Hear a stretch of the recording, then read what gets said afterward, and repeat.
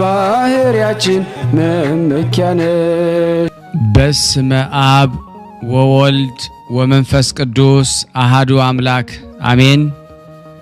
በክርስቶስ ክርስቲያን በወልድ ውሉድ በመንፈስ ቅዱስ መንፈሳውያን የተባላችሁ የክርስቶስ ቤተሰቦች የእናታችን የቅድስት ድንግል ማርያም የአስራት በኩራት ልጆች ሁላችሁም በያላችሁበት በወደደን ባፈቀረን በጌታችን በመድኃኒታችን በኢየሱስ ክርስቶስ ፍጹም ሰላምታ ሰላም ልላችሁ እወዳለሁ። ከእድሜያችን ይህንን ቀን ሰዓት ደቂቃ ባርኮ ቀድሶ እግዚአብሔር ለዚህ ለተቀደሰ ቀን አድርሶናልና ለቅድስት ሥላሴ ክብር ምስጋና ይግባው። አትለይምና እናቱ እናታችን ወላዲተ አምላክ እመብዙሃን ለስም አጠራሯ ክብር ምስጋና ይድረሳት። እንኳን ለእናታችን ለቅድስት ልደታ ለማርያም እንደዚሁም ለመላእኩ ለቅዱስ ራጉኤል እንደዚሁም ደግሞ ለነብየ እግዚአብሔር ቅዱስ ኤልያስ መታሰቢያ ክብረ በዓል በሰላም በጤና ደረሰን። እንደዚሁም በዕለተ ተዘክረው ለሚሉ ቅዱሳን አደረሰን አደረሳችሁ። አን ዝክር ተከታታዮች ቤተሰብ ሁላችሁንም በመግቢያው ላይ ፍጹም በሆነው በክርስቶስ ሰላምታ እንዳቀረብኩላችሁ ይሄንን ገድል ድርሳናት ስንክሳር የምትሰሙ በድጋሚ እንዳትረሱ ሁልጊዜም አንድ ብርጭቆ ውሃ በማዘጋጀት ይሄንን ገድል አምናችሁ ጸልያችሁ ሰምታችሁ በጽሞና ብትጠጡት ከያዛችሁ ደዌ ትፈወሳላችሁ። ብትጠመቁት ከያዛችሁ ከአጋንንት ስራት ትፈታላችሁ። እንደዚሁም በቤታችሁ የተለያየ መንፈስ ቢላክ ወይም ተልኮም ከሆነ ካለም የምትፈትሹበት የምታባረሩበት የምትጠበቁበት ስለሆነ ሁላችሁም ይሄን እንድታደርጉ በቅዱሳኑ ስም ጠይቀብላችሁ እጅግ በጣም ደስ እያለኝና እየበረታው ሲሆን እናንተም ደግሞ በእውነት እንድታበረቱኝ ስለምፈልግ ለሁሉም ምእመናን ሼር በማድረግ ራሳችሁም ላይክ በማድረግ መልካም የሆነውን አስተያየታችሁን በመጻፍ እንደዚሁም ደግሞ ሰብስክራይብ በማድረግ እንድታግዙኝ በእውነት ሁላችሁንም እጠይቃለሁ። የቅዱሳን መታሰቢያ ለበረከት ስለሆነ አንድም ከህይወታቸው አንድም እግዚአብሔር ከሰጣቸው ቃል ኪዳን በረከት ስለምናገኝበት ይሄንን ሁላችሁም እንድታደርጉ በቅዱስ እግዚአብሔር ስም ጠይቃችኋል። በሶስተኛ እንግዲህ አገልግሎታችንን እንድትደግፉልን በተለይ ቴንኪዩ የሚለውን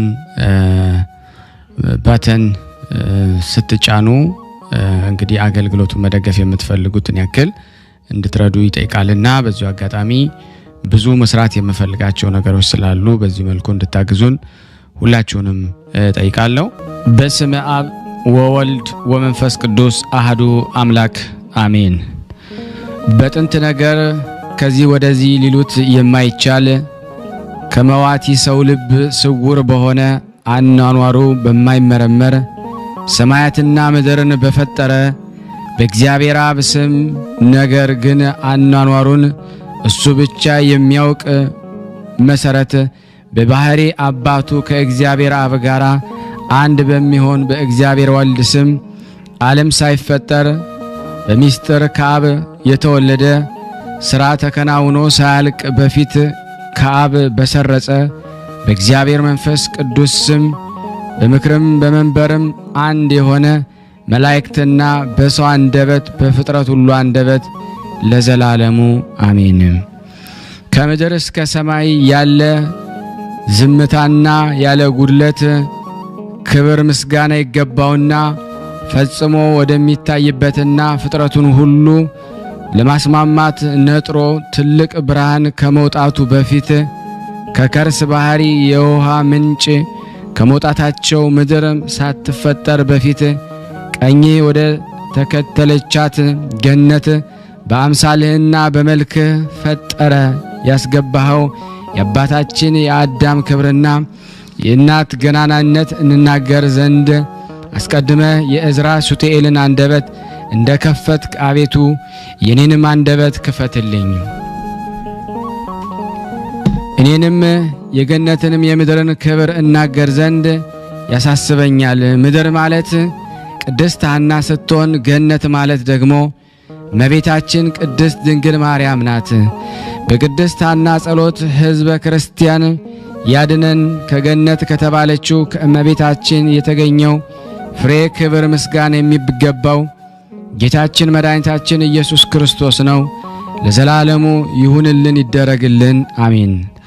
አንድ አምላክ በሚሆን በአብ በወልድ በመንፈስ ቅዱስ ስም ክርስቶስ ዳግመኛ በቅድስት ሐና ጸሎት ለዘላለም ያድነን፣ ለዘላለሙ አሜን።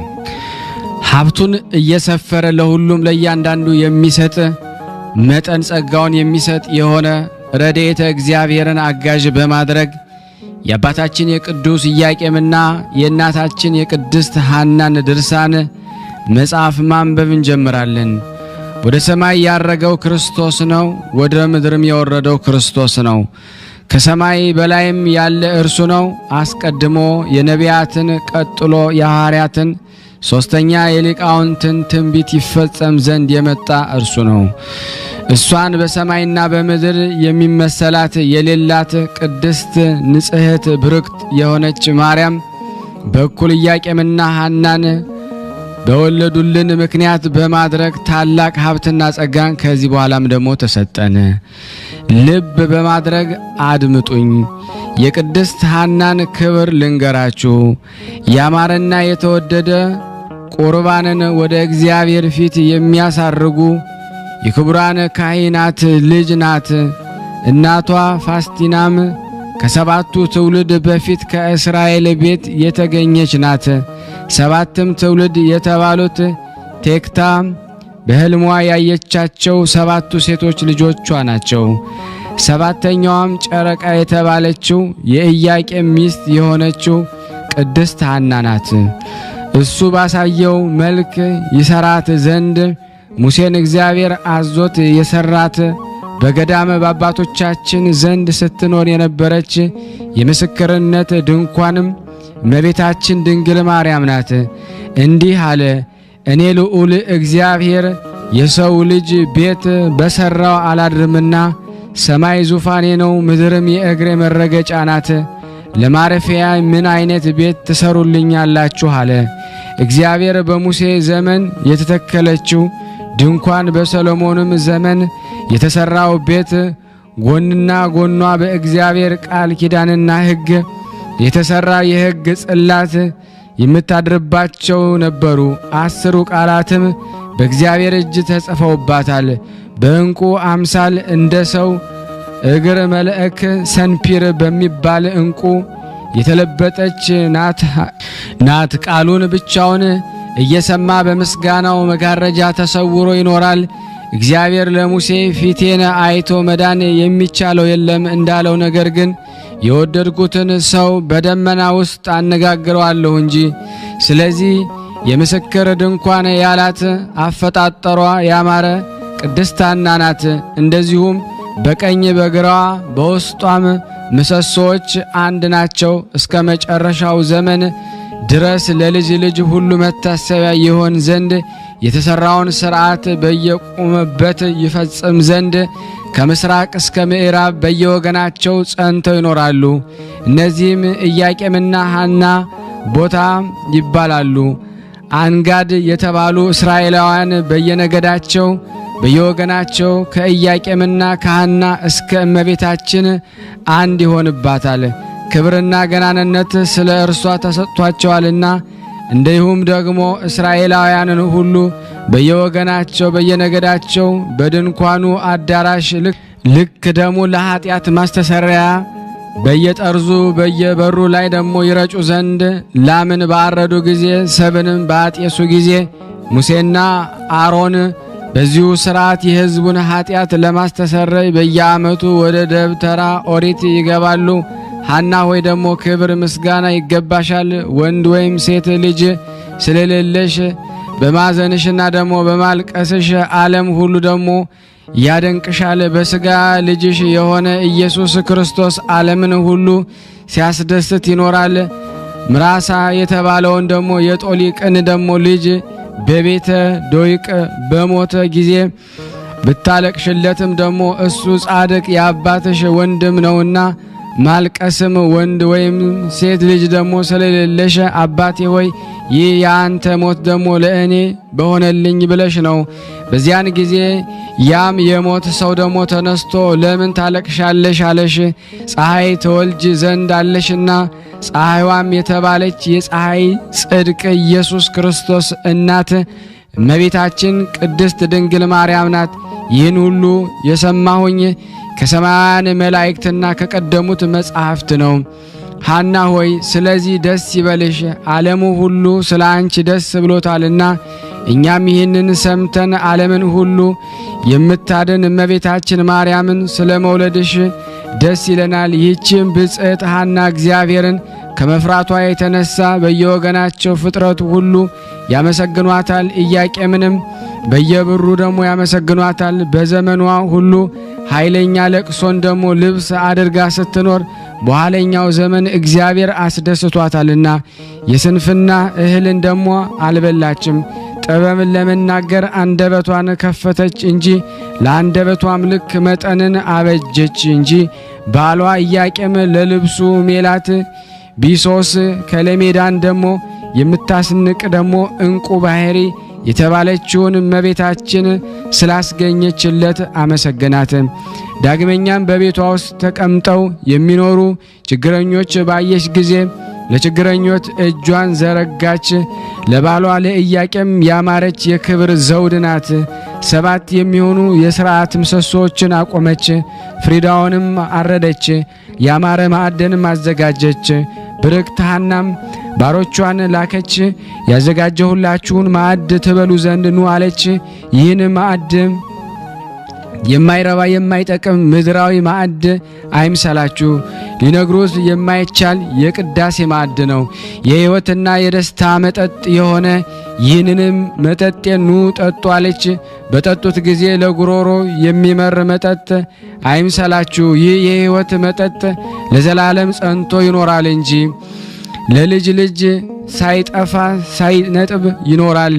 ይህ የሰለሞን ትንቢት በሐና ዘንድ ተፈጸመ። ጌታችን መድኃኒታችን ኢየሱስ ክርስቶስ በመንግሥተ ወንጌል ጥሩ ተክል ጥሩ ፍሬን ያፈራል፣ በፍሬውም ደግሞ ይታወቃል። በፍሬውም ካልሆነ ክፉ ደግ ተክል በምን ይለያል ብሎ እንደተናገረው ሁሉ ሐና የተመረጠች የተወደደች ተክል ናት። ለጥሩ ተክልስ ደግሞ ከደረቅና ካረጀ በኋላ ተስፋ አለው። ዝናብ በዘነበበት ጊዜ ነፋስን በነፈሰበት ጊዜ ልምላሜን ይለብሳል። ከስሩ ጀምሮ እስከ ላይ ድረስ ፍሬን ያፈራል ዘንድ አበባ ያወጣል። በግንዱም ጫፍ ላይ ደግሞ 30 60 መቶም የሚያፈራ አለ። ይህንን ተክል ተውትና ይህንንም የተናገረው ስለ ደረቁ ስለ 12ቱ አጽዋሞቶች ነው።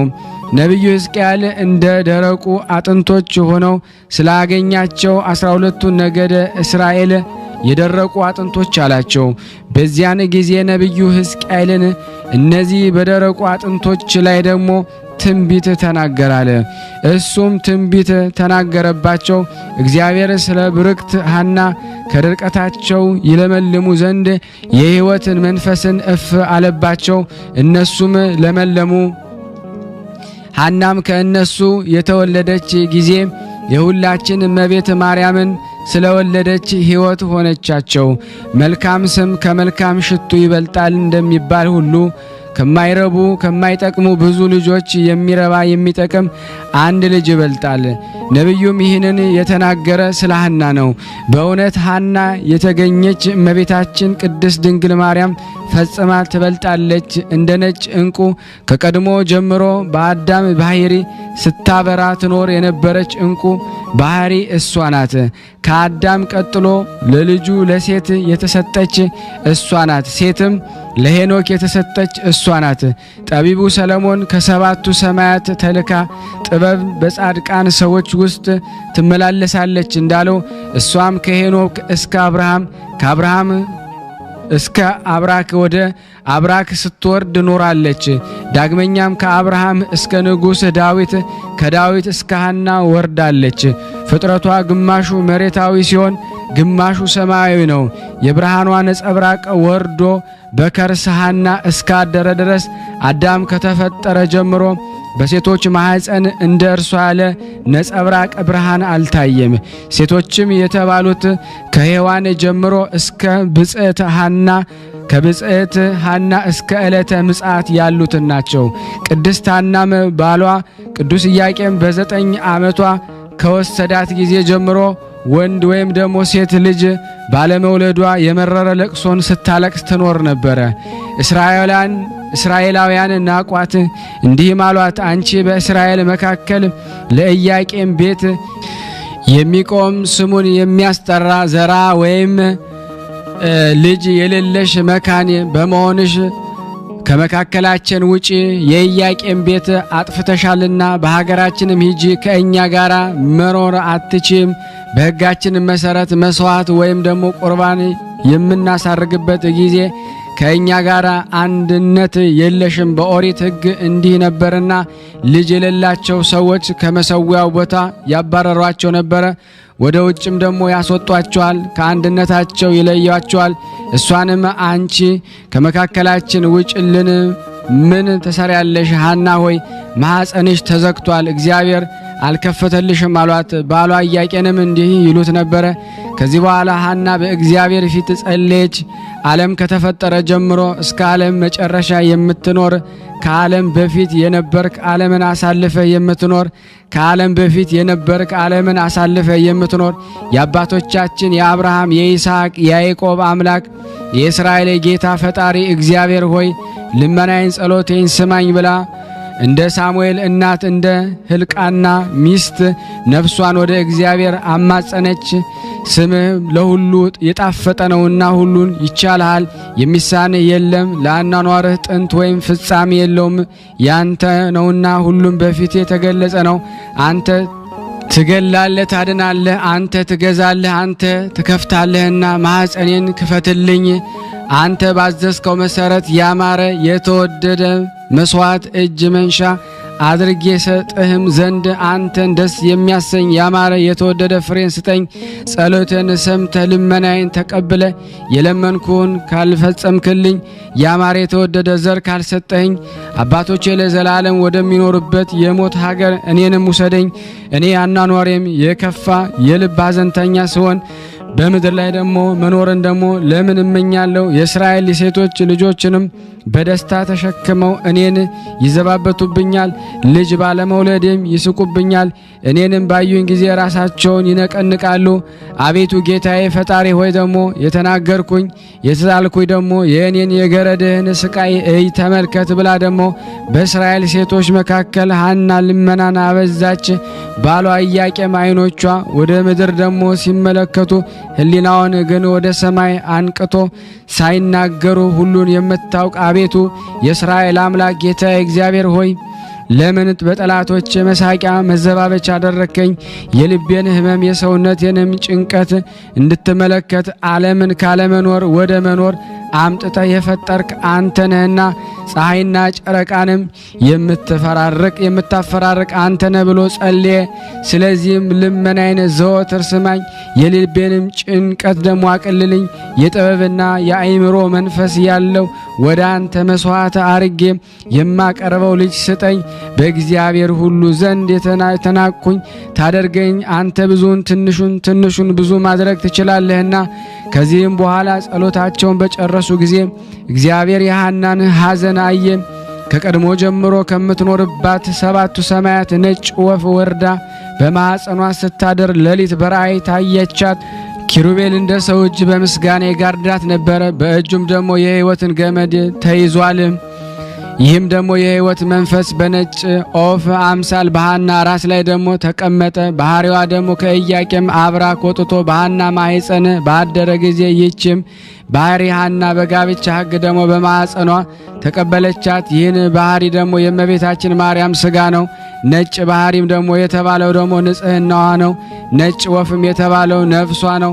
ዓለም ሳይፈጠር በፊት በሕሊና አምላክ ታስባ ትኖር ነበርና በአባቱ ቀኝ ነጭ ወፍም ነጭ በባህሪ በእጁ ነበርና ሳይነጣጠሉ ደግሞ ሁለቱ ባህሪያት በሐና ማኅፀን ባደረች ጊዜ ይህ ነገር ከዚህ በፊት ደግሞ በሐና ማኅፀን ያልተለመደ ስለሆነ የሐና ማኅፀን ታወከ። በልጇ በኢየሱስ ክርስቶስ የምታምን በእመቤታችን ቃል ኪዳን የምትማጸን ሁሉ አምላክን የወለደች እመቤታችን የከበረች መሆኗን አወቀ፣ ተረዳ። ከሴቶች ሁሉ እንደ እርሷ ንጽሕት ሆኖ የተፈጠረ ማን ነው? እግዚአብሔር ለራሱ ብቻ ፈጠራት፣ እርሱ ቅዱስ ነውና ለራሱ ቀደሳት። እሱ ክቡር ነውና ለራሱ አከበራት። እሱ ንጹሕ ነውና ለራሱ ደግሞ አነጻት። በንጽሕና ደግሞ ከሰው ወገን ደግሞ እግዝእትነ ማርያምን የሚመስላት ደግሞ ማን ነው? በድንግልና እንደ እመቤታችን ማርያም የጸና የለምና ሰማይን በእግዚአብሔር ዘንድ እንደ እሷ ደግሞ ንጹሕ ደግሞ አልሆነም። ንጽሕት ናትና ነፍሷ ከእርሷ ነፍስ ጋራ አንድ እንደምትሆን አውቆ ጠበቃት። ከወርቅ ክብር ይልቅ አከበራት። ከከበረም ልብስም ደግሞ አስበልጦ ለሐና መድኃኒት ትሆን ዘንድ ደግሞ ሰጣት። የማይረቡ ደግሞ የማይጠቅሙ ልጆች ደግሞ ከመውለድ ያለመውለድ ይሻላል ተብሎ በመጽሐፍ እንደተነገረ ከአባቷ ቤት ኢያቄም እንደወሰዳት ልጅ ያልሰጣት እግዚአብሔር ይክበር ይመስገን። ሴቶች እንደሚወልዱ ቶሎ ፈጥና ደግሞ ብትወልድ ኖሮ የማይረቡ የማይጠቅሙ ልጆችን ደግሞ በወለደች ነበር። እሱ ግን በሰው አንደበት ስራው ይደነቅ ዘንድ ደግሞ እስከ ጊዜው የሐናን ማኅፀን ዘግቶ ቆየ። በሁሉ ዘንድ የተወደደ የተመረጠች የከበረች ልጅን ትወልድ ዘንድ ጊዜው ሲደርስ የሐናን ማኅፀን ተከፈተ። ስለ ሐዘኗና ስለ ለቅሷ ደስታን አገኘች። ስለ ጩኸቷ ስለ ጭንቀቷ ስፍር ቁጥር የሌለውን እርጋታን አገኘች። በመጣላት ደግሞ በመገፋት ፈንታ ክብር ገናንነትን አገኘች። እመቤታችን ማርያም በልጇ በወዳጇ በጌታችን በመድኃኒታችን ኢየሱስ ክርስቶስ ደስ አላት። ሐናም በጌታችን እናት በልጇ በእመቤታችን ማርያም ደስ አላት። ሐና ሆይ ፈጥኖ የሚያልፍ ደግሞ የምድር ደስታ ፍቅርና ለዘላለሙ የማያልፍ ሰማያዊ ደስታ ይገባሻል። ሔዋን 30 ሴቶች 30 ወንዶች ወለደች። ምንም አልረቧትም፣ ምንም አልጠቀሟትም። ያለ ሕመምና ያለ ደዌ በቀር ሌላ ምንም ደግሞ አላገኘችም። በጭንቅ በሲኦል ኖረች እንጂ እሷ ግን ያንቺን መምጣት ትጠባበቅ ነበረ። በልጅሽ ልጅ ደግሞ ትንሣኤን ባገኘች ጊዜ ትሰግድልሻለች። ብጽዕት ሐና ሆይ ደግሞ በምስጋናሽ ክብር ምንኛ ይበዛል። ከአንቺ በፊት ከአንቺ በኋላ የነበሩ ሴቶች እንዳንቺ ባለሟልነትን አላገኙም። ሄኖክን የወለደችው የያሬድ ሚስት ባርካስ ስንኳ ጤና አላገኘችም፣ ሞትንም ደግሞ አላመለጠችም። አጥንቶቿም በሲኦል ውስጥ ደግሞ ተዘሩ እንጂ እሱ ግን ደግሞ ከሞት እጅ ደግሞ አመለጠ። በነፍስም ደግሞ ተጭኖ ደግሞ በነፋስም ተጭኖ ወደ ሕይወት ሀገር ገባ።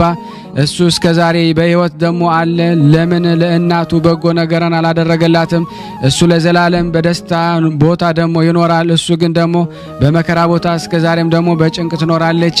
ሐና ግን አንዲት ልጅ በወለደች ጊዜ ደግሞ ከዚህ በኋላ ደግሞ ዳግመኛ ሞትን አላየችም። ስጋዋ ደግሞ የመለኮት ስጋ ስለሆነ ኖኅን ደግሞ ከወለደችው ከሃይከል አንቺ ትበልጫለሽ። እሱ ከንፈር ውሃ ደግሞ ድኗልና ከንፈር ውሃ ድኗልና ብቻዋንም ደግሞ ቀርቷልና የጽድቅ ተክል ሆኖ ደግሞ ለዘላለም ይኖራልና ይልቁንም ለዘላለም ለእርሱና ደግሞ ለዘርኡ ቃል ኪዳን ሆኖ የሚኖረውን ደግሞ የግዝረትን ደግሞ ስርዓት ደግሞ ከፈጸመ ከአብርሃም እናትና ከሄራና ደግሞ አንቺ ትከብሪያለሽ። ብጽዕት ሐና ሆይ ደግሞ ሳራ እና ደግሞ ርብቃ ከእግርሽ ደግሞ ጥፍሮች ደግሞ እንደ አንዲቷ እንኳ ደግሞ አይሆኑም። አንቺ የሕይወት እናት ነሽና ሕይወት ደግሞ የተባለች ደግሞ እመቤታችን ማርያም ናት።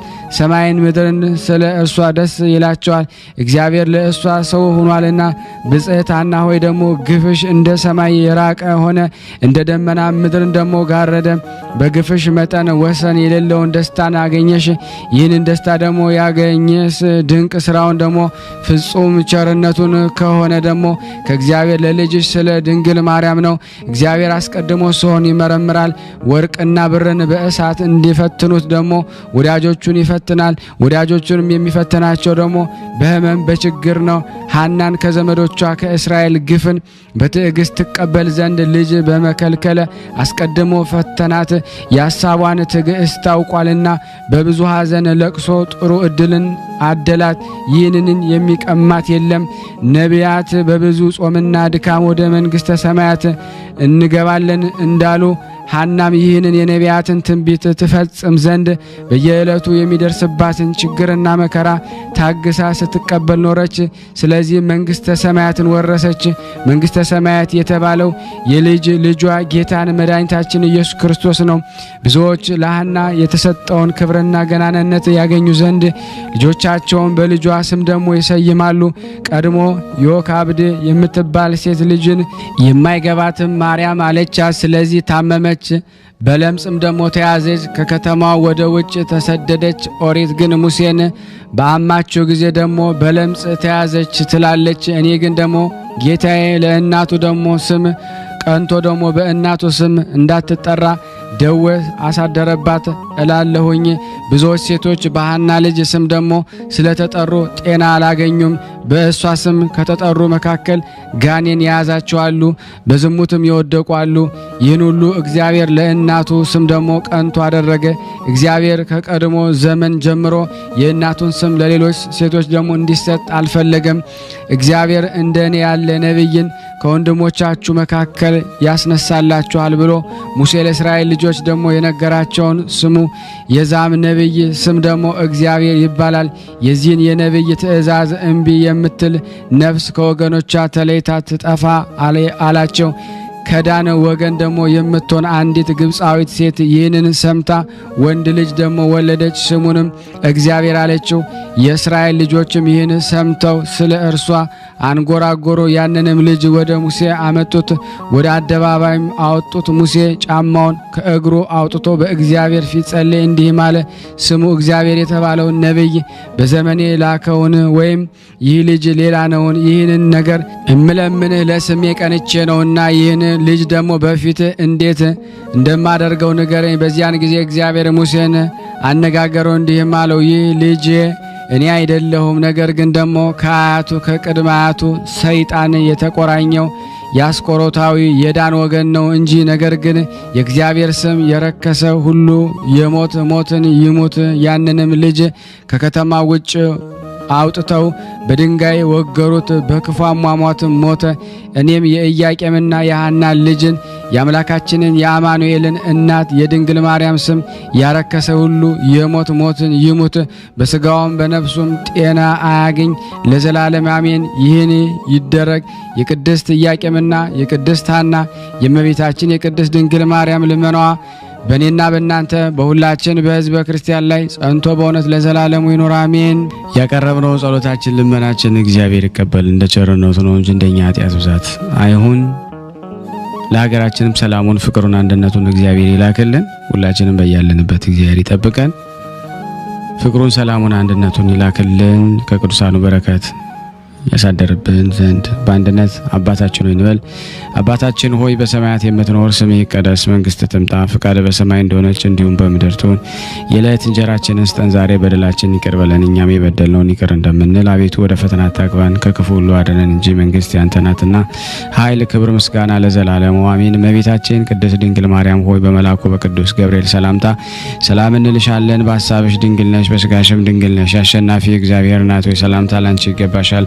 ከሴቶች ሁሉ ተለይተሽ አንቺ የተባረክሽ ነሽ፣ የማኅፀንሽ ፍሬ የተባረከ ነው። ጸጋን የተሞላሽ ቅድስት ሆይ ደስ ይበልሽ፣ ልዑል እግዚአብሔር ካንቺ ጋር ነውና ከተወደደው ልጅሽ ከጌታችን ከመድኃኒታችን ከኢየሱስ ክርስቶስ ዘንድ ይቅርታንና ምሕረትን ለምኝልን ኃጢአታችንን ያስተሰርይልን ዘንድ ለዘላለሙ አሜን አሜን። የአምላካችን ስም የተመሰገነ ይሁን። አነሳስቶ ላስጀመረን አስጀምሮ ላስፈጸመን ለልዑል እግዚአብሔር ክብር ምስጋና ይድረሰው። የተወደዳችሁና የተከበራችሁ የቅዱሳን ዝክር ቤተሰብ የሆናችሁ ሁላችሁም ይህን ፕሮግራም የምትከታተሉ በቅዱስ እግዚአብሔር ስም ጠይቃችኋለሁ። ላይክ በማድረግ ሼር በማድረግ የእናታችን የልደታ ለማርያምን ይህንን ጸበል ጸዲቅ ለዓለም ላሉት ተዋሕዶ በሙሉ ታደርሱልን ዘንድ በልደታ ለማርያም ሁላችሁንም እጠይቃችኋለሁ እንድታረጉ ሁላችሁንም እጠይቃለሁ። ከዚህ በመከተል ደግሞ ድርሳነ ራጉኤል በጥቅምት ወር የሚነበበውን በስላሴ ስም አነባለው። እግዚአብሔር ለኔ የማንበብን ስልጣን ይስጠኝ፣ ለእናንተም ሰምቶ የማስተዋልን ጸጋ ይሰጠን ዘንድ የአምላክ በጎ ፍቃድ ይሆንልን። በስመ አብ ወወልድ ወመንፈስ ቅዱስ አሐዱ አምላክ አሜን። በስም በአካል በግብር ሶስት በባህሪ በህልውና አንድ አምላክ በሚሆን ቅድመ ዓለም የነበረ ዓለምን አሳልፎ የሚኖር የሕያዋን ሁሉ መገኛ በሰማያትን ኃይላትና በመላእክትም ሁሉ አለቆች ላይ ነግሶ የሚኖር እሱ ብቻ የሆነ ኃይላትን ወስኖና ገቶ የሚያኖር ሁሉን የሚያነጻ ፍጥረቱን ሁሉ የሚገዛ በቅዱሳኑ ላይ አድሮ የሚኖር ምስጋናውን ድንቅ የሆነ ስፍረ ቁጥር የሌላቸው ትጉሃን መላእክት የሚቀድሱት የሚያመሰግኑት በኋለኛው ዘመን ከሶስቱ አካላት አንዱ አካል ቃል ከእመቤታችን ከቅድስት ድንግል ማርያም ስጋን በነሳ ጊዜ ስጋም ከመለኮት ጋር በተዋህዶ ጊዜ ሶስትነቱ ለዘላለም ጸንቶ መኖሩን እንጂ ሶስትነትን ወደ ሁለትና አራትነትን እንዳልተለወጠ አመንን። መላእክትስ ሁሉ መንፈስ ወይም ረቂቃን ናቸው። ሕይወትን ማግኘት ወደሚገባቸው ሰዎች ዘንድ የበጎ መልእክትን ለማድረስ ይላካሉ። መላእክትስ በእግዚአብሔር ትእዛዝ እኛን ይጠብቁ ዘንድ ዘወትር ከእኛ ጋር ናቸው። ጌታችን በወንጌል ከእነዚህ ከታናናሾቹ አንዱን ስንኳ ቢሆን አታቅሉ፣ እነሱ በሰማይ ያለ አባቴን ፊት ያዩ ዘንድ ክብር እንዳላቸው እውነት እላቸዋለሁ ብሎ እንደተናገረ የሰው ልጅ የጠፋውን ዓለም ፈልጎ ያድን ዘንድ መጥቷልና ብሎ እንደተናገረ ለእኛም ለስጋችን ብቻ የምናስብ ደካማ የኃጢአቶች ተገዢዎች ለሆንማ ይለምኑልን ዘንድ በተገባ ነው። ለነቢያት ለሐዋርያት እንኳ እንደ እነሱ የተላኩ ልመናቸው የሚያሳርጉላቸው እነሱ ናቸው። አሁንም ፍቃዱን ለሚያደርጉና ትእዛዙን ለሚፈጽሙ ቸርነት ያላቸው ጽኑዓን ቅዱሳን የሚሆኑ የእግዚአብሔር መላእክት የመታሰቢያቸውን በዓል ማድረግ ይገባናል። ይልቁንም እግዚአብሔር ዓለምን ይቆጣጠር ዘንድ የሾመውና በብርሃን ላይ ልዩ ስልጣን ያለው ታላቅና ቅዱስ መልአክ የሚሆን በመላእክት አለቃ በቅዱስ ራጉኤል መሪነት ስለ ኃጢአታችን ስርየት ይማልዱልናል ዘንድ መላእክትን እናክብራቸው እናግናቸው። ጌታ ኢየሱስ ክርስቶስ ሰማያትን ከነጓዛቸው ማለት ከፀሐይ ጨረቃና ከከዋክብት ጋር እንዲሁም ምድርን በሰውም ላይ የሚኖሩትን የሰፈሩትን ፍጥረታት ሁሉ አሳልፎ አዲስ ሰማይን አዲስ ምድርን ለመመስረትና ለመዘርጋት በሚመጣበት ጊዜ የመላእክት አለቃ ቅዱስ ራጉኤል በእግዚአብሔር ዘንድ ከፍተኛ የስልጣን ድርሻ አለውና በእውነት እናክብረው። የሐዋርያት አለቃ ቅዱስ ጴጥሮስ ሰማያት ያለመነቃቃት ይከፈታሉ ያልፋሉ ብሎ እንደተናገረ የእግዚአብሔር ቀን ድንገት እንደ ሌባ ትመጣለች። ፍጥረታቱም ሁሉ በእሳት መቃጠል ይጠፋሉ። ምድርም እንዲሁ በሰውም ላይ ያሉ ሁሉ ይጠፋሉ ይቀልጣል። የዚህም ሁሉ እንደዚህ የሚጠፋ ሲሆን ሰማያትን ተቃጥለው የሚጠፉበት ያችን እግዚአብሔር የሚመጣባትን ቀን ተስፋ አድርጋችሁ በመጠባበቅ ስትቻኮሉ ለተቀደሰችና ለበጎ ስራ ምንኛ ዝግጁ መሆን ይገባችኋል። ማንኛውም ስራ ሁሉ ይቀልጣል ይቃጠላል። እኛ ግን ጽድቅ የሚኖርባቸውን አዲሱን ሰማይና አዲሱን ምድር ተስፋ እናደርጋለን እንጠብቃለን። ሐዋርያው ጳውሎስም ስለ ዓለም ህልፈት ደግሞ ተናገረ እንዲህ ሲል ምድር ትነዋወጣለች፣ ዳሩ ግን ምድር ብቻ አይደለም ሰማይም ትነዋወጣለች እንጂ። ዳግመኛም የማያልፈውን የማይናወጸውን በመተካት የሚያልፉትን የሚነዋወጡትን ያሳልፍ ዘንድ ኃይሉን ያሳያል። እነሱ ኃላፊያን ናቸውና ብሎ እንደተናገረ፣ ስለዚህም እኛ የማያልፈውን መንግስት እንወርሳለን። ጌታችን በሚመጣበት ጊዜ ዛሬ በዚህ የሚታየው ዓለም በውስጡም ያሉ ሁሉ ብርሃናትን ጨምሮ አይኖሩም፣ ያልፋል። ነቢዩ ዕዝራ ያቺ የፍርድ ቀንስ በዚያ ናት ብሎ እንደተነገረ በዚያች በፍርድ ቀንስ ፀሐይ ወይም ጨረቃ፣ ኮከብ ወይም ደመና፣ መብረቅ ወይም ነጎድጓድ ነፋስ ወይም አውሎ ነፋስ፣ ውሃ ወይም እሳት፣ ሰማይ ወይም መሬት፣ ብርሃን ወይ ጨለማ፣ መዓልት ወይ ሌሊት፣ ክረምት ወይም በጋ፣ አዝመራ ወይም ደግሞ ቁር፣ በረድ ወይም ውርጭ፣ ጉም ወይም ዝናብም፣ ጠል፣ ማታ ወይም ጠዋት፣ ሁሉም ተዘጋጅቶ የሚጠብቀውን ዋጋ ይመለከት ዘንድ ከእግዚአብሔር የጌትነቱን ብርሃን መብረቅ በስተቀር በዚያን ጊዜ ብርሃን ወይም መብራት የብርሃን ወጋገን ሁሉ የለም። ከዚህ በኋላ ዘላለማዊ የሆነ ታላቅ ፍርድ በሚሰጥባት ሰባተኛይቱ የቀጠሮ ዕለት በመላእክት ዘንድ ታላቅ ኃይል ይገልጣል። የቀድሞውም ሰማይ ያልፋል፣ ይወገዳል። አዲሱ ሰማይ ይተካል። በሁሉ ቦታ ሌሎች የሰማይ ኃይላት በእጥፍ ድርብ ያበራሉ ለዘላለም ስፍር ቁጥር በሌላቸው ከብዙ ሰንበታት በኋላም በአዲስ ዓለም በጎነትና ጽድቅ ይሰፍና በዚያም ኃጢአት እጇን ታገባ ዘንድ አትደፋፈርም ለዘላለሙ። ጌታም ስለ ዳግም ምጽአቱ በወንጌል ሲናገር ከዚያም ዘመን መከራ ሁሉ በኋላ ፀሐይ ይጨልማል፣ ጨረቃም ብርሃኑን አይሰጥም፣ ደም ይሆናል እንጂ ከዋክብት በሰማይ ይወድቃሉ፣ ይረግፋሉ፣ የሰማያት ኃይላትም ይነዋወጻሉ። በዚያን ጊዜ የሰው ልጅ ምልክት በሰማይ ላይ ተገልጾ ይታያል። በዚያን ጊዜ የምድር አሕዛብ ሁሉ ያለቅሳሉ፣ ዋይ ዋይ ይላሉ። የሰው ልጆችም በብዙ ጌትነት ምስጋና በታላቅ ኃይልና በሚያስደነግጥና በሚያስፈራ ግርማ በሰማይ ደመና ሲመጣ ያዩታል። መላእክቶችንም ከታላቅ የመለከት ድምፅ ጋር ይልካቸዋል። ለእርሱ የተመረጡትን ወገኖቹንም ሁሉ ከጽንፍ እስከ ጽንፍ በአራቱ ማዕዘናት ዓለም ያሉትን ይሰበሰባሉ። ይህ ሁሉ የዓለም መለወጥና የብርሃናትን መጥፋት የሚከናወነው በሊቀ መላእክት ቅዱስ ራጉኤል እጅ ነው። በውስጣቸው ጽድቅ የሚነግስባቸውና አዲስ ሰማይና አዲስ ምድር ለመተካት ዓለምን የመለወጥና ብርሃናትም ለመቀየር ስልጣን የተሰጠው ከሊቃነ መላእክት አንዱ የሆነ ቅዱስ ራጉኤል ነው ሲል ነቢዩ ሄኖክ ተናግሯል። እናንተም ታናሹም ታላቁም ሁላችሁም የቤተ ክርስቲያን ልጆች ሆይ በየወሩ መባቻ ቀን የሚከበረውን የመላእክት አለቃ የራጉኤልን በዓል እግዚአብሔር ከሰጣችሁ ሀብት ለነዳያንና ለችግረኞች በመጽወት አክብሩ። የመላእክት አለቃ ቅዱስ ራጉኤል በአማላጅነቱ በጸሎቱ ከርኩሳን አጋንንት ተንኮልና ከሰይጣን ወጥመድ ያድናችሁ ዘንድ ከምትበሉት ምግብ እየቀነሳችሁ በቅዱስ ራጉኤል ስም የተራቡትን አጥግቧቸው። እሱ ራጉኤል በፈጣሪው ፊት እየሰገደ በየጊዜውና በየሰዓቱ ለሰው ልጅ ምሕረትን ይለምናልና መስዋዕትነትን የቅዱሳንንም ሁሉ ጸሎት ለማሳረግ በመላእክት ጌታ ዙፋን ፊት በመዓልትና በሌሊት ይቆማልና። ሱራፌልና ኪሩቤል የመላእክት አለቃ የሰማይም ኃይላት ሁሉ ስለ ሰውና ስለ እንስሳትም ስለ ጠቅላላው ፍጥረት ሁሉ ጊዜ ጠዋትና ማታ ይለምናሉና ይልቁንም ለኃጥአን ይቅርታ እስኪያደርጉላቸው እየሰገዱ ከእግዚአብሔር ዘንድ ምሕረትን ይለምናሉ።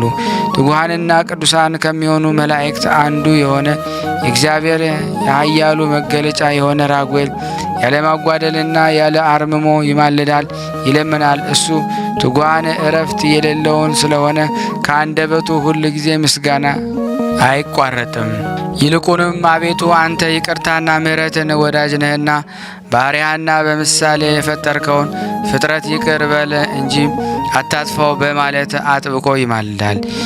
የሁሉን ጸሎትና ልመና የሚሰማ እግዚአብሔር ቅዱስ ራጉኤልን የራጉኤልን አምላክ ይቅር በለኝ በማለት አንዲት ቃልስ እንኳ ቢናገር እንደ ወዳጄ እንደ አብርሃም እንደ ባለሟሌ እንደ ይስሐቅ እንደ አከበርኩትም እንደ ያዕቆብ ክብርን ባለሟልነትን እሰጠዋለሁ።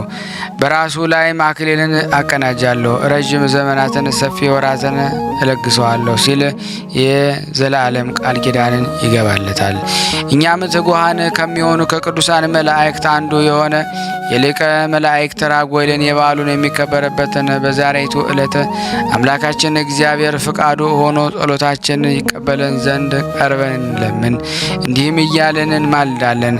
አምላካችን እግዚአብሔር ሰማይና ምድርን በውስጣቸው የሚገኘውን ፍጥረት ሁሉ የፈጠርክ ሰማይን በከዋክብት የሸለምክ ምድርን በልዩ ልዩ አበባ ያስጌጥካት አቤቱ በቸርነት ብዛት በደላችንን ይቅር በል። በየጊዜውና በየሰዓቱ ሁሉ ጠብቀን። ቀን ያንተን ሌሊትንም ያንተንና በኪሩቤል አድረህ የምትኖር አምላክ ሆይ በመላእክት ዘንድ ትከበራለህ፣ ትመሰገናለህ። በየጊዜውም ምግባቸውን አንተ ስለምትሰጣቸው የፍጥረቱ ሁሉ ዓይን አንተን ተስፋ ያደርጋል። ለእንስሳ ሳርን ለሰው ልጅም ልምላሜን የምታቀብልለት አንተ ነህና አቤቱ አሁንም ስለ እጽዋትና ስለ አበባዎች ስለ ምድር ፍሬዎች ሁሉ እንለምንሃለን ማልዳሃለንም። ሥጋዊ ደማውያን ሁሉ የምትመግብ አንተ ነህና አቤቱ ቸር አዳኝ የምትሆነ አምላካችን ሆይ ሀገራችን ኢትዮጵያ ፍጹም ሰላም ጠብቅልን። የሊቀ መላእክት ቅዱስ ራጉኤል የጸሎት ኃይል በእኔ ላይ አድሮ ይኑር፣ በእውነት በእናንተም ላይ በሕዝበ ክርስቲያን ላይ አድሮ ለዘላለሙ ይኑር፣ አሜን አሜን። ከዚህ በመቀጠል ደግሞ ቀጣዩን ድርሳን አደርሳለሁ። ከዚህ በመቀጠል ደግሞ በስም በአካል ሶስት ሲሆን በባህሪ በሕልውና አንድ አምላክ የሚሆን ቅድመ ዓለም የነበረ ለዘላለሙ የሚኖር በልዕልናው በገዥነቱ ስልጣኑ የከበረ ክቡር ገናንነቱ መጠኑ በቃል ሊነገር የማይችል የማይለወጥ የማይናወጥ የማይመረመር እርሱ በአንድነቱ ለሶስትነቱ መቼ ለዘላለሙ ጸንቶ የሚኖረው መላእክትና ሊቃነ መላእክት የሚሰግዱለት የአማልክት ሁሉ አምላክ የአጋዕዝት ጌታ በአካል የማይቀላቀል በመለኮት የማይለይ የሚቀርበው የሌለ ብርሃን የማይመረመር ኃይል ገናንነቱ ጌትነቱ የበዛ በብርሃኑ ጸዳል የሚያንጸባርቅ አምላክ መኖሩን አምነን የቅዱሳን መላእክት አንዱ የሚሆን የሚነበብ የሚነገር የመላእክት አለቃ የቅዱስ ራጉኤል ድርሳኔ ነው።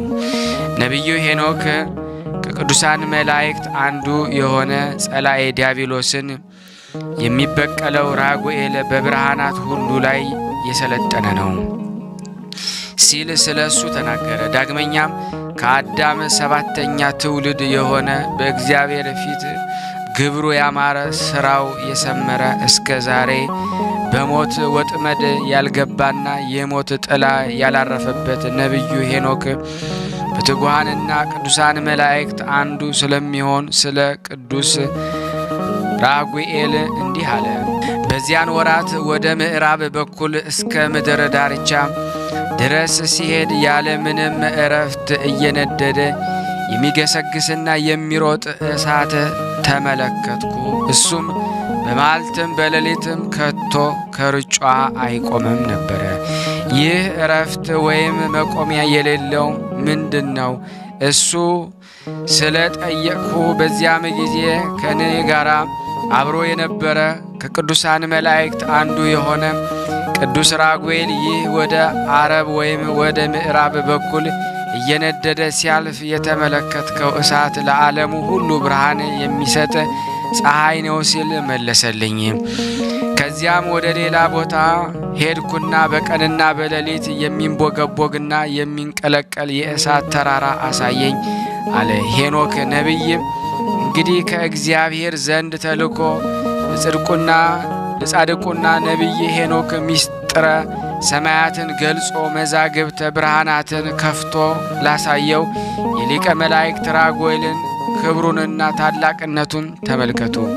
በመዓልትና በሌሊት ያለማቋረጥና ያለማረፍ እየነደደ የሚሮጠውንና የሚገስጸውን እሳት አይቶ ይህ የሚመለከተው የእሳት ሩጫ ምንድነው ብሎ ጠየቀ። በጠየቀም ጊዜ ይህ እየነደደ ወደ ምዕራብ የሚያልፈው እሳት በዓለም ሁሉ የሚያበራ ብርሃን ነው ብሎ ያስረዳውን ክብር ታላቅነቱን እዩ። ዳግመኛም በሌላ ቦታ በመዓልትና በሌሊት የሚነድ የእሳት ተራራ ያሳየውን እዩ፣ ተመልከቱ። እንግዲህ ክርስቲያን የሆኑ ሁሉ በፍጹም ልቦናው በፍጹም ሐሳብ ለፍጥረቱ ሁሉ በእግዚአብሔር ፊት በትጋትና በቅንነት ዘወትር የሚማልዱትን የእግዚአብሔር የቅዱሳን መላእክቱን መታሰቢያ የሚያደርግ የተመሰገነ ነው።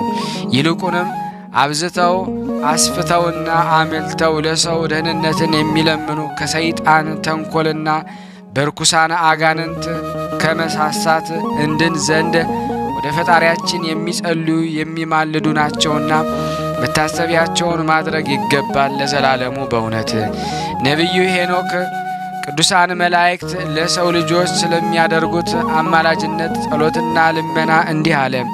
በዚያን ጊዜ የብረቱ ነፋስ ሰረገሎችን ከምድር ገጽ ላይ ነጥቀው ወደ ላይ አወጡኝና በሰማይ ዳርቻ አስቀመጡኝ። በዚያም ልዩ ልዩ ራእይ ማለት የቅዱሳን ማደሪያቸውን የጻድቃንን መኖሪያቸውን አየው። ዳግመኛም ቅዱሳን መላእክት ስለ ሰው ልጅ ሲለምኑ፣ ሲማልዱ፣ ሲጸልዩ ዓይኖቼ ተመለከቱ። በዚያም ማደሪያቸው ከንጹሐን መላእክት ጋር መኖሪያቸውም ከቅዱሳን ጋር መሆኑን በዓይኖቼ አይቼና ተመልክቼ አረጋገጥኩ። ስለ ሰው ልጅ ይለምናሉ፣ ይማልዳሉ፣ ይጸልያሉ። ጽድቅ እንደ ጎርፍ በፊታቸው ይጎርፋል፣ ይቅርታም በምድር ላይ እንደሚወርድ ጠል ይንጠባጠባል። እንግዲህ በመካከላቸው እንዲሁ ይሆናል እስከ ዘላለሙ። እነሆ በእግዚአብሔር የተመረጡ ወዳጆቹ ጋራ በትክክል የሚኖር ስልጣን እስኪኖራቸው ድረስ የሰው ልጆች ጻድቃንን በቅዱሳን መላእክቶች እጅ ይጠብቋቸዋል። ነቢዩ ሄኖክ ስለ ክርስቶስ ስለ ራሱና ስለ ሌሎችም ክርስቶስ ጋራ ስለሚኖሩ ጻድቃን ሁሉ እንደተነገረ እግዚአብሔር የመረጣቸው ከክርስቶስ ጋር ይኖሩ ዘንድ በእውነት ሕሩይ የተባለ ጌታ ኢየሱስ ክርስቶስ በዚያም ቦታ የጽድቅን የሃይማኖትን ጌታ ዓይኖቼ በተመለከቱ በሱም ዘንድ ጽድቅ አለ። ስፍር ቁጥር የሌላቸው የተመረጡ ጻድቃን በፊቱ ይኖራሉ ለዘላለሙ በእውነት። ዳግመኛም ነቢዩ ሄኖክ እንዲህ አለ። ከእግዚአብሔር የጌትነቱን ዙፋን ስር አንድ ቤት አየሁ። ጻድቃን ሁሉ በሙሉ እንደ እሳት ብርሃን በፊቱ ያበራሉ፣ ያንጸባርቃሉ። አፋቸው በበረከት የተሞላ ነው። በክንፎቻቸውም የእግዚአብሔር ስም ያመሰግናሉ። ጻድቅ በፊቱ ያልፋል። ቅን ፍርድ በአደባባይ ዙሪያ የተመላ ነው። በዚያ አደር ወይም እኖር ዘንድ ወደድኩኝ። ያ ቤት ማደሪያ ወይም መኖሪያ ይሆን ዘንድ ሰውነት የፈጽማ ወደደች። በመናፍስት ጌታ ፊት ይህንን የመሰለ ጽኑ ሐሳብ ነበረኝና በዚያን ጊዜ የእግዚአብሔር ስም በበረከትና በምስጋና ከፍ ከፍ አደረግኩት። እርሱ በይቅርታውና በቸርነቱ ብዛት በበረከት በክብር አጽንቶኛልና ከፍ ከፍ አድርጎኛልና በዚያን ጊዜ በእርጋታና በዝግታ ሆኜ ዓይኖችን የምስጋናን ደሴት ተመለከቱና እኔም እሱ ብሩክ ምስጉን ነው፣ ቅድመ ዓለም የነበረ መንግስቱ መቋረጥ ሳይኖርበት እስከ ዘላለም ጸንቶ የሚኖር ብሩክ ምስጉን ነው እያልኩ ፍጽሜ አመሰገንኩ። እርሱ ዓለም ከመፈጠሩ አስቀድሞ እስከ ልጅ ልጅ ወይም ፍጻሜ ለሌለው ዘመን የሚሆነውን ሁሉ ያውቃል። ነቢይ ሄኖክ አርምሞ ጽርዓ የሌለባቸው ትጉሃን መላእክት በጌትነት ዙፋን ፊት ቆመው ያመሰግኑሃል ብሎ እንደተናገረ በእውነትም የእግዚአብሔር መላእክት ሁሉ ያለ ሀኬት ያለ ሰንፍና እግዚአብሔርን ያመሰግኑታል። አሸናፊ እግዚአብሔር ሆይ ቅዱስ ቅዱስ ቅዱስ እያልን እናመሰግንሃለን እያሉ ታላቅ ቃልን በሚያመሰግኑበት ጊዜ ምስጋናቸው በሰማይና በምድር ያስተጋባሉ። በዚያም ጊዜ ቆመው የእግዚአብሔር ስሙ ብሩክ ነው፣ እስከ ዘላለሙ እሱ ምስጉን ነው እያሉ በማመስገን የሚያከናውኑትን የምስጋና ስነ ስርዓት ሁሉ ተመለከትኩ። ፊቴ ተለዋወጠ፣ አንጸባረቀኝም። በእግዚአብሔር የጌትነት ዙፋን ፊት በሚቆሙ ስፍር ቁጥር የሌላቸው እልፍ አእላፍ መላእክት ጉባኤ የተነሳ በማየውን ወይም የምመለከተውን ለይቼ ለማወቅ ተስኖኛልና። ዳግመኛም በመላእክት ጌታ ፊት ነዋም ወይም እንቅልፍ ከሌላቸው ወገን ሌሎች 4 ልዩ ልዩ ገጽ ያላቸው ተመለከትኩ። ስማቸውንም ወደ እኔ መጥቶ የነበረ መላእክት እንደነገረኝ ተረዳው፣ አወቅኩ። ልዩ ልዩ ሚስጥራትንም ሁሉ ገለጸልኝ። እኒህም 4ቱ ገጻት መናፍስት ጌታ ፊት ሲያመሰግኑ ቃላቸውንም ሰማሁ። የመጀመሪያው ቃል ወይም ድምፅ ለዘላለሙ ምስጋና የባህሪ የሚሆን እግዚአብሔርን ያመሰግናሉ። ሁለተኛም ቃል እስከ ዘላለም ክብር ምስጋና ገንዘቡ የሆነ እግዚአብሔርን ሲያመሰግኑ ሰማሁ። ሦስተኛውም ቃል በምድር ላይ ስለሚኖሩ ሁሉ ወደ እግዚአብሔር ሲጸልይ ሲለምንና ሲማልድ ሰማሁ። አራተኛም ቃል አጋንንትን በምድር ላይ የሚኖሩ ሰዎችንም ኃጢአት ወደ እግዚአብሔር እያዞርኩ ከእግዚአብሔር ጋር እንዳያጣሏቸው አጋንንትን ሲከለክላቸውና ሲያሳደዳቸው ሰማሁም አየሁም። ከቅዱሳን መላእክት አንዱ የሚሆን ይህ የመላእክት አለቃ ቅዱስ ራጉኤል የእግዚአብሔርን ስም በመጥራትና በማመስገን የሚማልዱ እንደ ቅዱስ ሩፋኤልና እንደ ቅዱስ ሚካኤል እንደ ቅዱስ ገብርኤልና እንደ ቅዱስ ሳቆኤል እሱም እንደነሱ እግዚአብሔር ከሰይጣን ወጥመድ ያድናቸው ዘንድ ለሰው ልጆች ምሕረትን ይለምናል። የመላእክት አለቃ የሚሆን የቅዱስ ራጉኤልን እና የሌሎችንም የእግዚአብሔርን መላእክቶች ሁሉ መታሰቢያ የሚያደርግ ክርስቲያናዊ ሰው የተመሰገነ ነው። ጠላታችን ሰይጣንና ሰራዊቱም ሁሉ እኛን ለማጥፋት በቀንና በሌሊት ከእኛ ጋር ለመዋጋት እንደሚተጋ እሊህም የእግዚአብሔር ቅዱሳን መላእክት እኛን ለማዳን ተግተው ይጠብቃሉና። ሐዋርያው ቅዱስ ጳውሎስ ወደ ኤፌሶን ሰዎች በላከው መልእክቱ ወንድሞቼ ሆይ በእግዚአብሔር ጽኑ፣ በችሎታውም ኃይል ጽናታችሁ ትኑር፣ የእግዚአብሔርን የጦር ልብስ ልበሱ፣ የሰይጣንን ተንኰል ትቋቋሙ ዘንድ እንዳለ ዳግመኛም ውጊያችን ወይም ትግላችሁ ከሥጋዊና ከደማዊ ጋር አይደለምና ነገር ግን የጨለማውን የዚህን ዓለም የሚገዙ ገዢዎችና ባለስልጣን በሰማይም በታች ባለ ርኩሳን መናፍስት አጋንንት ጋር ነውና እንጂ ብሎ እንደተናገረ። ስለዚህም በዚች በክፉ ቀን ጠላታችሁን ለመቋቋምና ለመመከት ትችሉ ዘንድ የእግዚአብሔርን የጦር መሳሪያ ያዙ፣ ወገባችሁንም ታጥቃችሁም ቁሙ። ለሰላም ጎዳና መዘጋጀት የወንጌል ቃል ተጫምታችሁ የጽድቅን ጥሩር ተቀናጁ። ከዚህም ሁሉ ጋር የክፉ ፍላጻ እሳትን ታጠፉት ወይም ትመክቱ ዘንድ የሃይማኖትን ጋሻ መከት አድርጉ። ራሳችሁም ላይ የመድኃኒት ራስ ቁር ተቀናጁ። የመንፈስ ቅዱስንም ሰይፍ ታጠቁ። ይኸውም የእግዚአብሔር ቃል ነው። ስለ ቅዱሳን ሁሉ በጸሎትና በልህምናም ሁሉ ጊዜ ተዘጋጅታችሁ አዘውትራችሁ በመንፈስ ጸልዩ። ስለ እኔም ደግሞ ስለ ወንጌሉ ምስጢር ገልጬ አስተምር ዘንድ አፌን ይከፍትልኛልና የመናገር ኃይል ይሰጠኝ ዘንድ ጸልዩ አለ። እንግዲህ ሐዋርያው ጳውሎስ ለኤፌሶን ሰዎች የሰይጣንን ተንኰል አውቀውና ተገንዝበው የመንፈስ ቅዱስን የጦር መሳሪያ በመታጠቅ ይዋጉት ዘንድ ተዘጋጅተው እንዲቀመጡ እንዳዘዛቸውና እንዳስተማራቸው እኛም መድኃኒታችን ክርስቶስን በማመን የሰይጣንን የተንኰልን መረብ እንበጥስ ዘንድ የእግዚአብሔር ኃይል ጋሻ መከታ አድርገን መጠባበቅ ይኖርብናል። ስለዚህም ልጅ ደህናነትን እግዚአብሔር በጸሎታችሁ እየማለዱ እንድን ዘንድ የቅዱሳንን መላእክትን በዓላቸውን ለማክበር እንትጋ። ይልቁንም ስለ እኛ ይለምንልን ዘንድ ወደ እኛም መጥቶ ይረዳን ዘንድ ክቡር የሚሆን የመላእክት አለቃ የቅዱስ ራጉኤልን መታሰቢያውን በየወሩና በየዓመቱ ማድረግ ይገባናል። እሱ የተቸገሩትን ይረዳ ዘንድ ከፈጣሪው ሥልጣን ተሰጥቶታልና። አቤቱ ኃይልህ የሚገልጥበት የመላእክት አለቃ የሚሆን የራጉኤል አምላክ ፈጣሪያችን እግዚአብሔር ዓለምን ከነጓዙ ፈጥረ ያከናወንክ ከዓመቱ የመባቻ ቀን ጀምሮ ከዓመት እስከ ዓመት ያለውን አውድ ወርሃና አውድ ዕለት ባርክ። በማያልፍ በማያልቅ ቸርነት የምድርንም ፍሬ ባርክ። ይልቁንም ለዘላለሙ በነፍስ በሥጋ በድንግልና ጸንታ ለምትኖር እናትህ ማርያም አስራት አድርገ ሰጣሃት ኢትዮጵያን ሀገራችን በሰላም ጠብቃትን ዘንድ በእናት በማርያምና በመልአኩ ኃይል ራጉኤል አማላጅነት ለምንሃለን እንማልድሃለን ለዘላለሙ አሜን።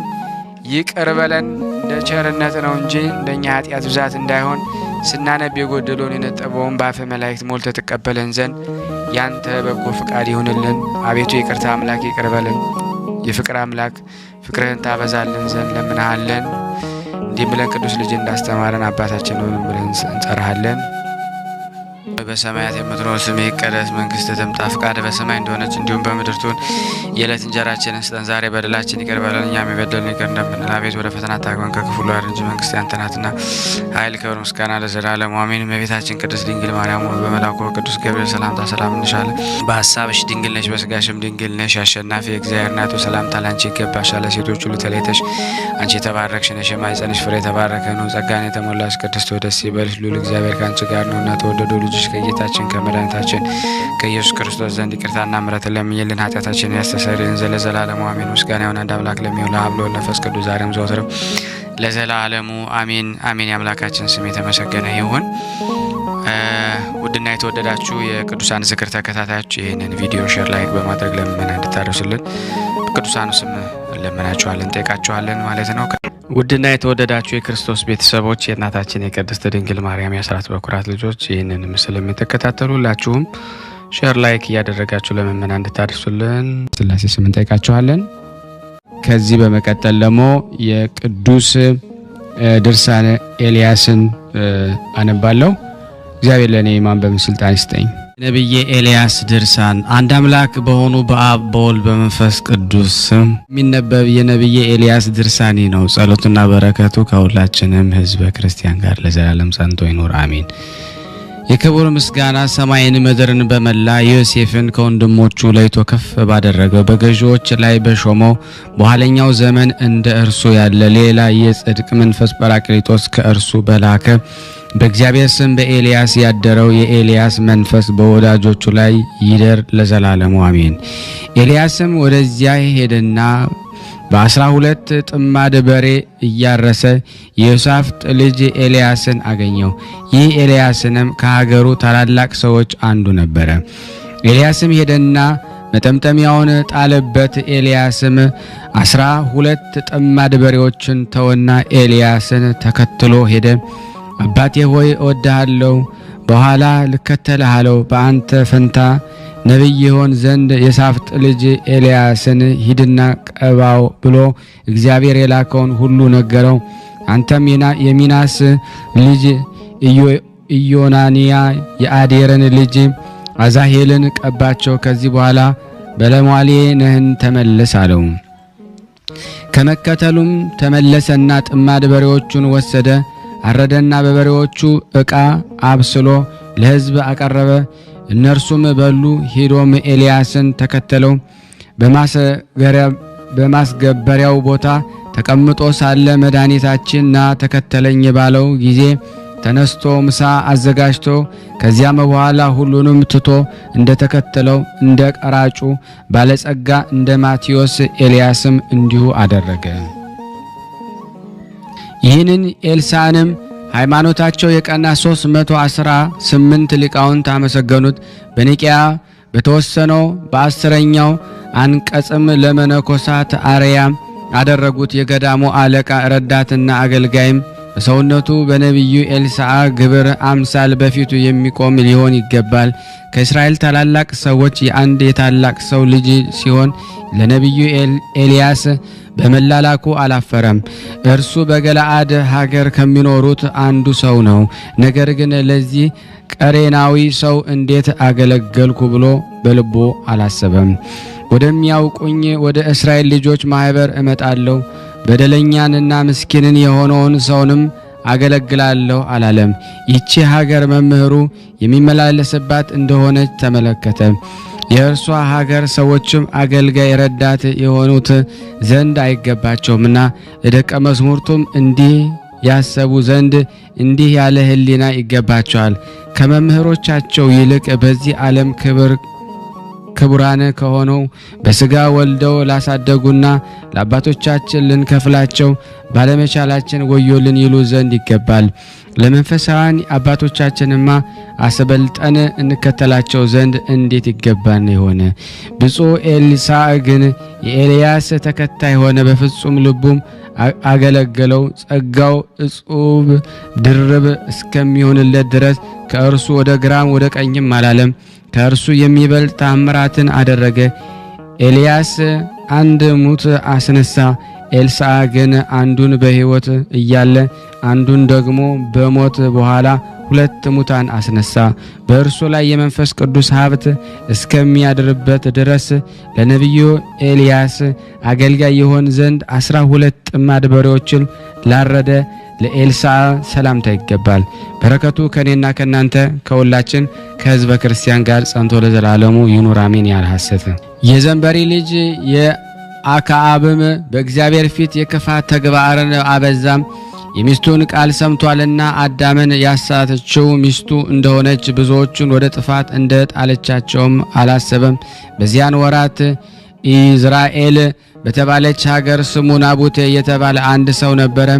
በሰማርያውም ንጉሥ በአክዓብ ቤት አጠገብ የወይን ቦታ ነበረው።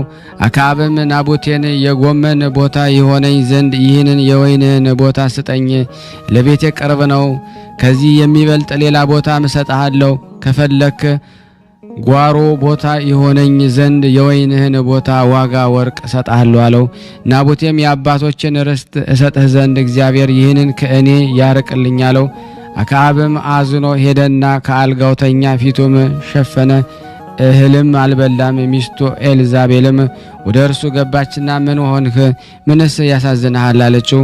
እርሱም ኢዝራኤላዊ ናቡቴ የወይንህን ቦታ በወርቅ ዋጋም ስጠኛ፣ ከፈለክ ስለ እርሱ ሌላ የወይን ቦታ ሰጣለሁ ብዬ ተናገርኩት፣ የአባቶችን ርስት አልሰጠም አለኝ አላት። ሚስቱ ኤልዛቤልም የእስራኤል ንጉሳቸው ዛሬ እንዲህ የምታደርገው አንተ ነህን? ተነስና ምግብ ብላ፣ ልብህም ደስ ይበለው። የእስራኤላዊውን ሰው የናቡቴን የወይን ስፍራ እሰጥሃለሁ አለችው። በአክዓብ ስም ደብዳቤ ጻፈችና በማህተሙ አትማ ይህችን ደብዳቤ ወደ ሀገር ሽማግሌዎች ከናቡቴ ጋር ወደሚኖሩ ሰዎች ሀገር ታላላቅ ሰዎች ላከች። የዚህ ደብዳቤ ቃልም እንዲህ ይል ነበር። ጾምን ጹሙ፣ ናቡቴም በሕዝብ ፊት አስቀምጡት፣ በፊትም አስቀድሙት። እግዚአብሔርን ንጉሡን ተሳድቧል ይበሉት፣ ይሞት ዘንድ ወደ ውጭ አውጥታችሁ ደብድቡት የሚል ነው። የዚህች ሀገር ሰዎች ሽማግሌዎች በዚህ ሀገር የሚኖሩ ምሁራኑም ኤልዛቤል ወደ እነርሱ እንደላካቸውና እንዳዘዛቸው አደረጉ። ጾምንም አወጁ። ናቡቴንም በሕዝቡ ፊት አቆሙት። የአመፅ ልጆች ሁለት ወንዶች ገብተው በፊቱ ቆሙ። እግዚአብሔርን ንጉሡን ተሳድቧል ብለው መሰከሩበት። ከሀገሩ ውጭ አስወጥተው ደብድበው ገደሉት። ናቡቴ ወግረን ገደል ነው ብለው ወደ ኤልዛቤል ላኩ። ኤልዛቤልን በሰማች ጊዜ የአክዓብን የገንዘብ ይሰጥህ ዘንድ እንቢ ያለውን የእስራኤላዊ የናቡቴን የወይን ቦታ ተነስና ውረሰው አለችው። ናቡቴ ሙቷልና በሕይወት የለምና አለችው። አክዓብም እስራኤላዊ ናቡቴ እንደሞተ በሰማ ጊዜ ይወርስ ዘንድ ወደ እስራኤላዊ ወደ ናቡቴ የወይን ቦታ ወረደ። እግዚአብሔርም ቴስቤያዊው ኤልያስን ተነሳና ውረድ አለው። የሰማርያዊን የእስራኤል ንጉሥ አክዓብን ተቀበለው። እነሆ በናቡቴ የወይን ቦታ አለና የወርሰው ዘንድም ወደዚያው ወርዷልና እግዚአብሔር እንዲህ ይላል፣ አንተ ናቡቴን እንደገደልከው መሬቱንም እንደወረስ የናቡቴንም ደም ውሾችና ጅቦች እንደላሱ በዚያች ቦታ ውሾች ደምህን ይለሳሉ፣ ሴተኛ አዳሪዎች በደምህ ይታጠባሉ በለው አለው። አክዓብም ኤልያስን ጠላቴ ሆይ አገኘኸኝን አለው። አዎ አገኘው፣ ታስቆጣው ዘንድ በእግዚአብሔር ፊት ክፉ ተግባርን ፈጸምክ። እግዚአብሔር እንዲህ ይላል፣ እነሆ እኔ በአንተ ላይ ክፉ ነገርን አመጣለሁ፣ በኋላህም እሳትን አነዳለሁ፣ በቅጽሩ ያሉትን የሌሎችንም እስከሚጠራጠሩ ድረስ ዘርህን አጠፋለሁ። ወገንም እንደ ናባጥ ልጅ እንደ ኢዮርብዓም ወገን አደርገዋለሁ። ስለ ኃጢአትህ እስራኤልን ስላሳትካቸው እንደ አኪያ ልጅ እንደ ባኦስም አደርግሃለሁ ብሏል አለው። እግዚአብሔር በናቡቴ ቅጽር ውሾች የኤልዛቤልን ሥጋ ይበላሉ፣ በድኗም በዚያ ደግሞ ይቀራል። አክዓብን በሰፈር ያሉ ውሾች ይበሉታል፣ በድኑም በበረሃ ይቀራል። ሚስቱ ኤልዛቤል ስላሳተችው አክዓብ በእግዚአብሔር ፊት ክፉ ነገርን አድርጓልና በእስራኤል ፊት እግዚአብሔር ያጠፋቸው አሞራውያንን ያደረጉትን ሁሉ ሂዶ በመከተሉ ፈጽሞ ረክሷልና ብሏል አለው። አክዓብም ከእግዚአብሔር ፊት ከመጣው ከዚህ ቃል የተነሳ ደነገጠ፣ ልብሱንም ቀደደ። ከዚህ ቃል የተነሳ በዚህ ቃል እያለቀሰም ሄደ። በሰውነቱ ማቅ ለብሶም ጾመ። የእግዚአብሔርም ቃልም ስለ አክዓብ ወደ አገልጋዩ ኤልሳዕ መጣ። አክዓብ በእኔ ፊት እንደደነገጠ ተመለከትክን? ዘመኑ ክፉ ነገር አላመጣበትም፣ በልጁ ዘመን ክፉ ነገርን አመጣለሁ እንጂ አለው። የእግዚአብሔር ቃል የምትሰማ የእግዚአብሔር ሰው ሆይ የእግዚአብሔር ቸርነቱ ብዛት አስተውል።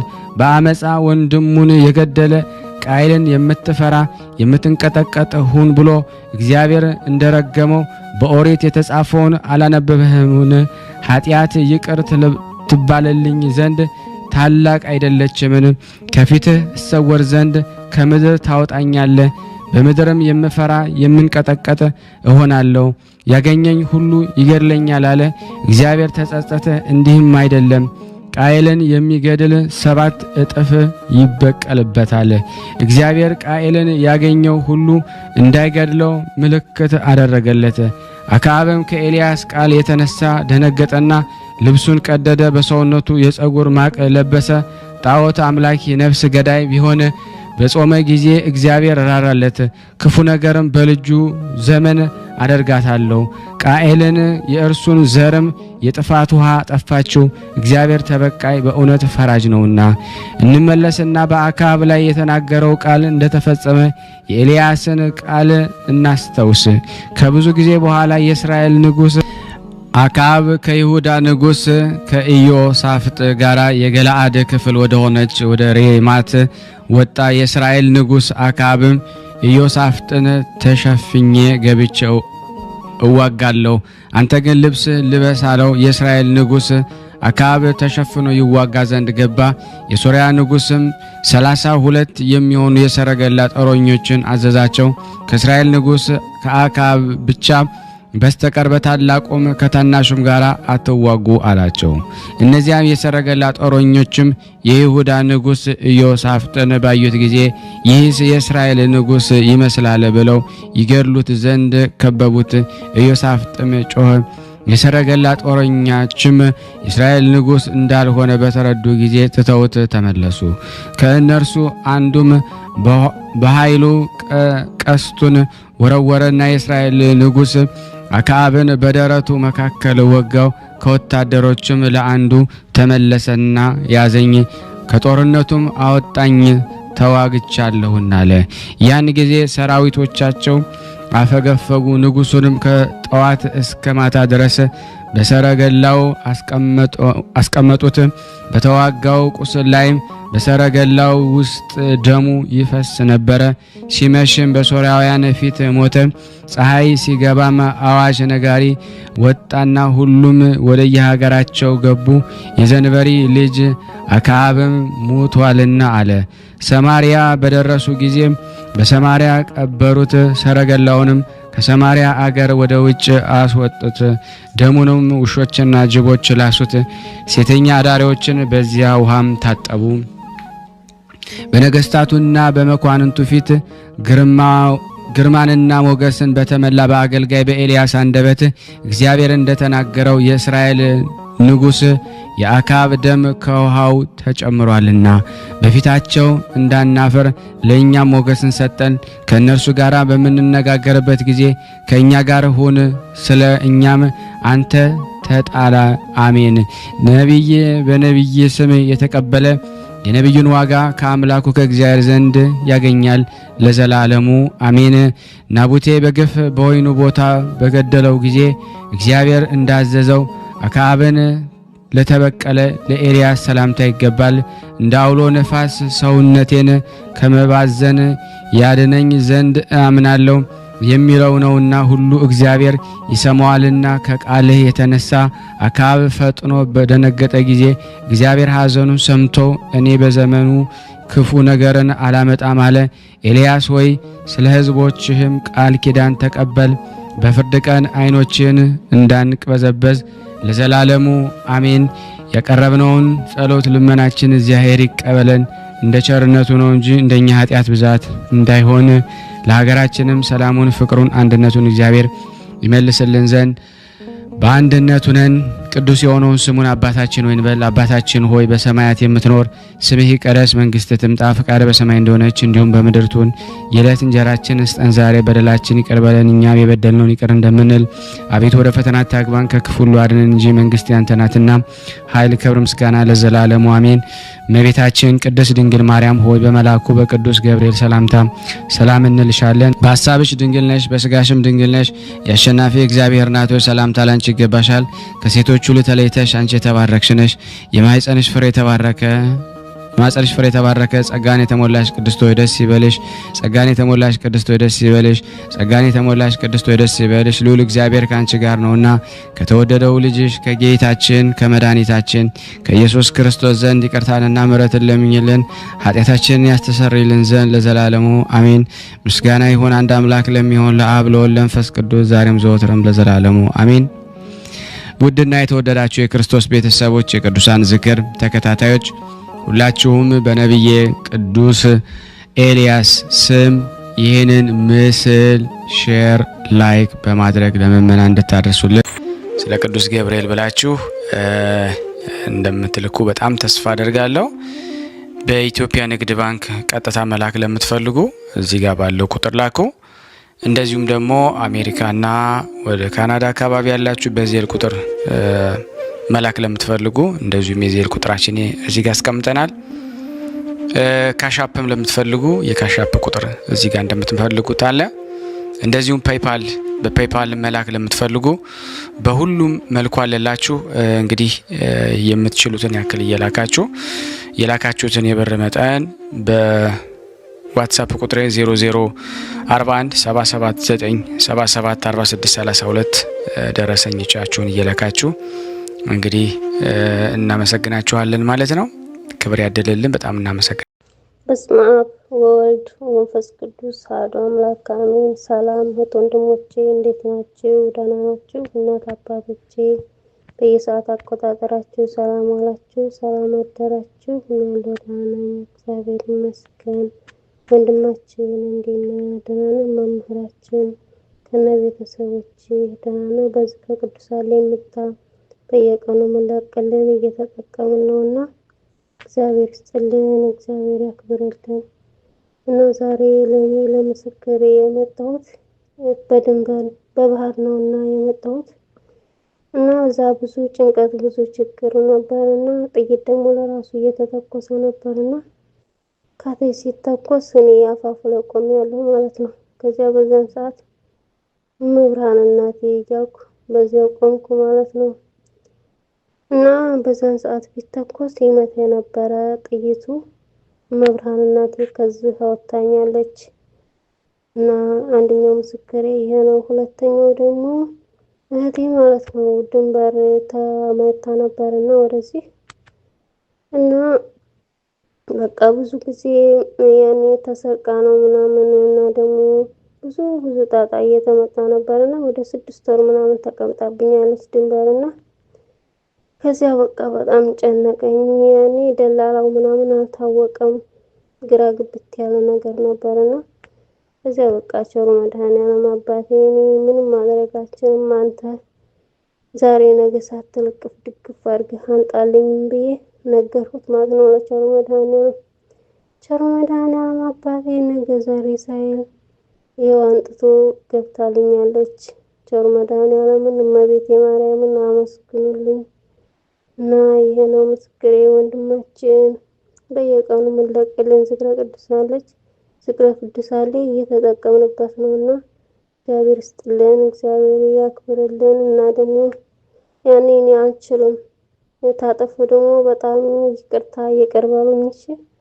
እና አልችልም ገና የመጀመሪያ ምስክሬ ነው። ለሁለተኛው ለማስተካከል እሞክራለሁ። ሰላም ሁኑልኝ፣ ሰላማችሁ ይብዛልኝ።